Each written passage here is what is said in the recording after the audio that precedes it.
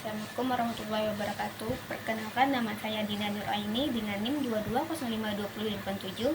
Baiklah, di sini saya akan menjelaskan tentang administrasi peserta didik.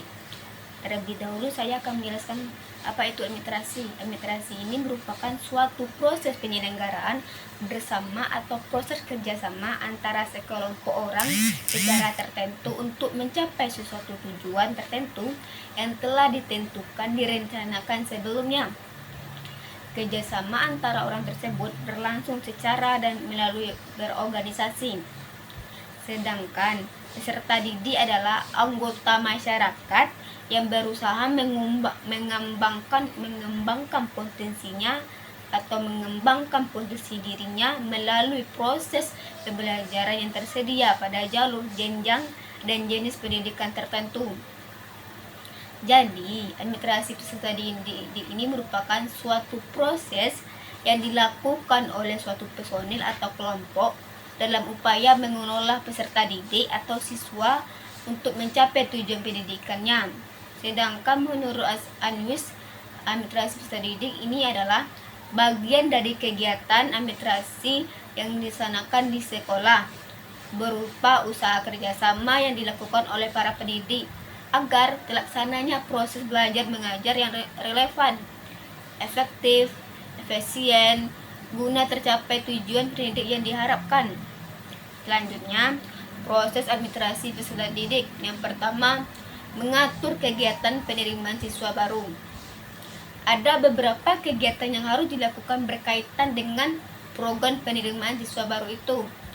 Yang pertama, pembentukan panitia penerimaan calon siswa baru. Panitia ini dibentuk oleh sekolah atau kepala sekolah yang bertugas untuk tahun yang bersangkutan.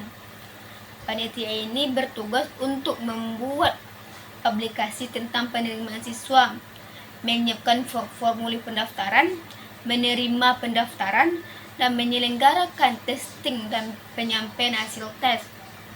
Yang kedua, penempatan daya tampung. Sebelum sekolah menerima siswa baru, terlebih dahulu harus ditetapkan daya tampung sekolah yang bersangkutan. Hal ini dapat diketahui dengan menghitungnya banyak lokal yang tersedia untuk dapat menampung calon siswa baru tersebut dan berapa jumlah daya tampung masing-masing lokal tersebut setelah dikurangi jumlah siswa yang tidak naik kelas. Yang ketiga, penetapan persyaratan calon. Di samping ini ada spesifikasi tertentu pada masing-masing jenis sekolah.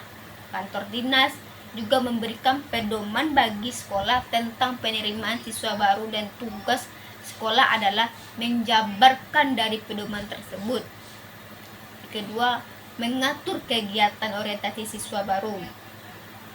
Setelah siswa tersebut diterima di suatu sekolah, maka kegiatan lain perlu diikutinya, yaitu orientasi siswa baru, serta pengaturan disiplin dan tata tertib di sekolah.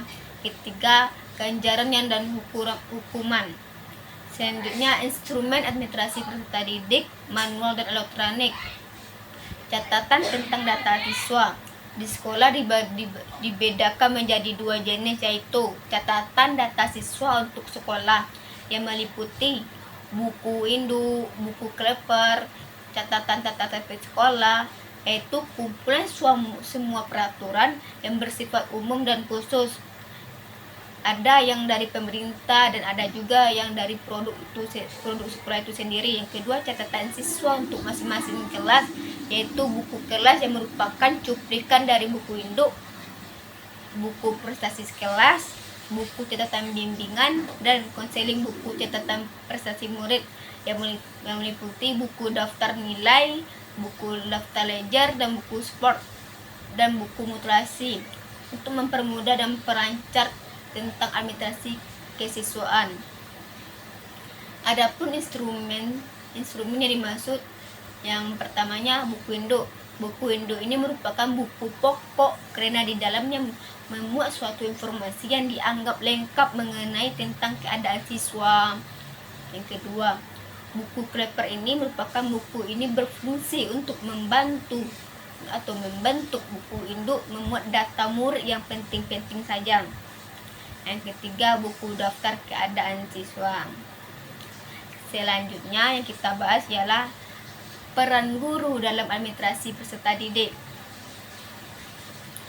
Di antara peran guru dalam pengelolaan murid diantaranya ialah yang pertama, guru dapat dilibatkan dalam penerimaan murid baru dengan menunjukkan siapa mereka sebagai panitia penerima yang dapat melaksanakan tugas-tugasnya teknis mulai dari pencatatan penerimaan sampai dengan pelaporan pelaksanaan tugas. Yang kedua, peranan besar dalam masa orientasi dipegang oleh guru kelas 1. Di samping itu, kepala sekolah, tugas guru adalah membuat murid dapat lebih cepat beradaptasi dengan lingkungan sekolahnya. Peran guru dalam ini sangat penting karena kekeliruan dalam orientasi dapat membuat kekacauan atau kekeliruan. Yang ketiga, untuk pengaturan kehadiran murid di sekolah, guru pun mempunyai peran besar dalam sekolah. Yang keempat, guru harus mampu menciptakan suasana yang mendorong menimbulnya motivasi murid untuk senantiasa berprestasi tinggi. Yang kelima, guru berperan dalam besar menciptakan disiplinnya sekolah atau kelas yang baik. Karena di sekolah merupakan masa pembentukan disiplin untuk masa selanjutnya, serta untuk membuat murid disiplin, guru diharapkan mampu menjadi contoh atau panutan bagi murid-muridnya. Selanjutnya, guru bisa menjadi contoh tauladan bagi siswa tersebut agar dapat menjadi siswa yang berpendidikan tinggi, serta siswa dapat menjalani sekolahnya, dapat berprestasi, membanggakan orang tua. Baiklah, hanya itu yang dapat saya sampaikan. Kalau ada salah dan janggalnya, saya mohon maaf. Assalamualaikum warahmatullahi wabarakatuh.